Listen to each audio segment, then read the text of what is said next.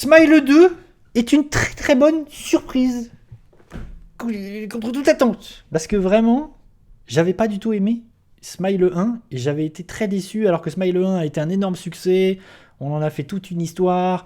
Ouais, c'est fantastique, ouais, c'est génial. J'avais vu beaucoup de critiques très positives sur le 1 et moi, j'avais été très déçu. Vraiment, c'était un film d'horreur lambda, comme j'en ai vu 10 000 qui tentaient de faire de l'elevated horror.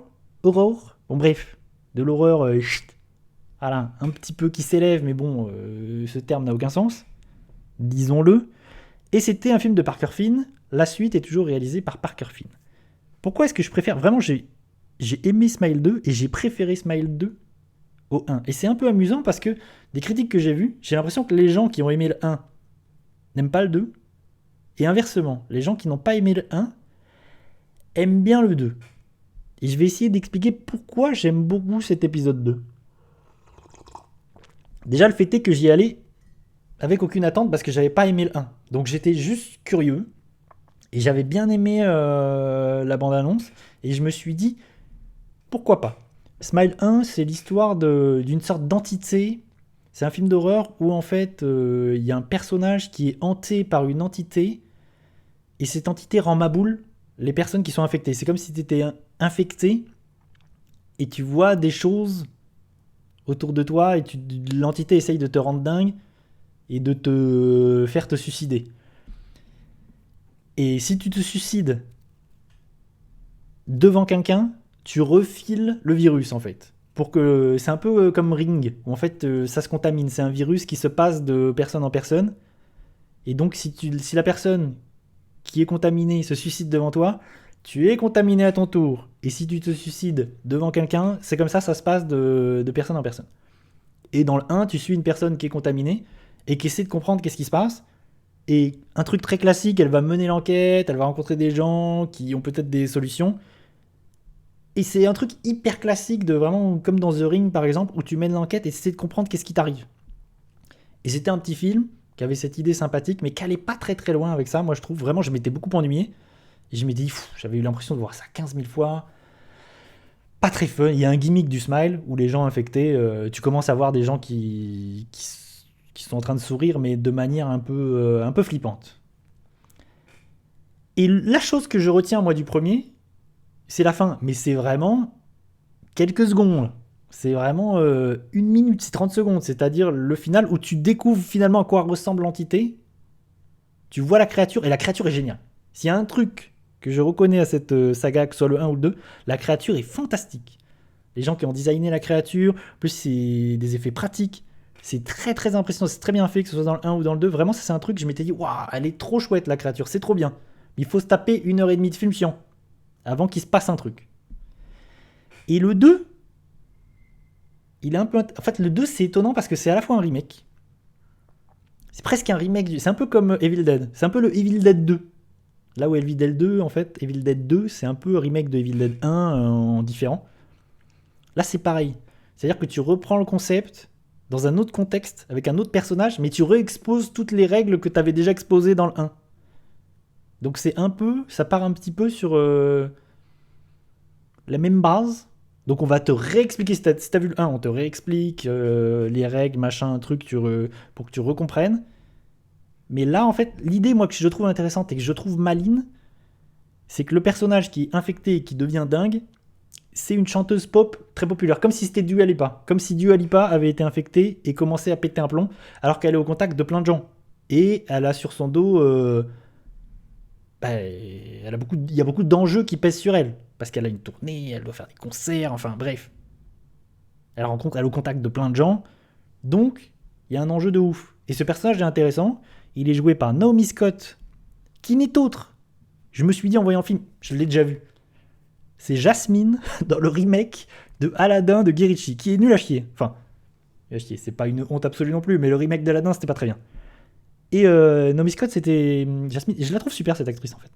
Vraiment, dans le film, je la trouve super. S'il y a bien un point positif aussi dans Smile 2, elle porte tout le film, et je trouve qu'elle est super. Et le film, en fait, je trouve, il met tous les potards à fond. Déjà, l'idée de base, elle est cool.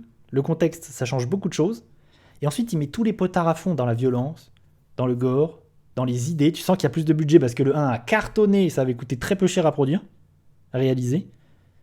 Donc là, il met tout à fond et je trouve qu'il y a plein de bonnes idées. On se retrouve avec ce personnage de chanteuse. Je vais mettre des petits extraits de la bande-annonce quand même. Soyons pas fous. Dites donc. Faisons ça, soyons malins. Et il y a plein de bonnes idées. En fait, elle a un traumatisme. Elle a eu un accident de voiture. D'ailleurs, ça va revenir à plusieurs reprises. Et elle revient sur le devant de la scène après son trauma, après son accident, où elle a perdu quelqu'un de proche en plus, et où elle est blessée. Elle a une cicatrice à la fois, son corps est blessé, et en même temps, elle aussi. Et ça, c'est intéressant parce que le jeu va jouer, le film va jouer avec ça. Et on revoit à plusieurs reprises cette séquence de crash, d'accident de voiture. Et je trouve qu'il y a des moments cool à ce niveau-là. Vraiment, il y a des moments où tu revois cette séquence. Et c'est plutôt cool. Vraiment, il y a des idées qui m'ont plu dans le film. Je me suis dit, ah ouais, en fait, tu as envie de t'amuser. En fait, le film s'amuse avec le spectateur. Et j'aime quand les films d'horreur sont ludiques. Ils s'amusent avec les spectateurs. Et s'amusent en ayant des idées un peu amusantes, un peu fun. Où vraiment, en tant que spectateur, des fois, t'es surpris. Et là, à plein d'endroits, je me suis retrouvé un peu surpris, un peu en positif. Positivement, je me suis dit, waouh, mais je m'attendais pas à ça. Des fois, il y a des trucs hyper gore, hyper violents, je me dis, ouais, je m'attendais pas à voir un truc pareil. Ou par exemple, il y a une séquence d'intro, qui est un plan séquence, et la séquence d'intro, elle est super, elle marche très très bien, où tu suis en plan séquence un personnage qui arrive dans une maison, qui est là pour tuer des gens, et tu dis, qu'est-ce qui se passe, t'essaies de comprendre. Et cette séquence est vraiment cool. Et il y a de nombreuses séquences dans le film où je me suis dit, ah ouais, je me réveille dans mon fauteuil, je m'amuse. Il y a une séquence où elle voit elle a des visions. Elle est chez elle dans son appartement. Elle a des visions. Elle voit un groupe de personnes venant vers elle en faisant des pas de danse. C'est hyper oppressant. Franchement, cette séquence, elle est super. Comme si c'était un 2-3 soleils. Dès qu'elle se retourne, il y a ces gens qui viennent, qui apparaissent, qui s'approchent. Vraiment très cool. Super séquence. Jusqu'à la fin, où vraiment la fin, je trouve la fin, c'est encore une fois, c'est comme dans le premier, c'est faire apparaître la créature. Mais la façon dont la créature apparaît, le contexte de la scène et ce qui se passe dans la scène finale, franchement super. La fin, je la trouve super.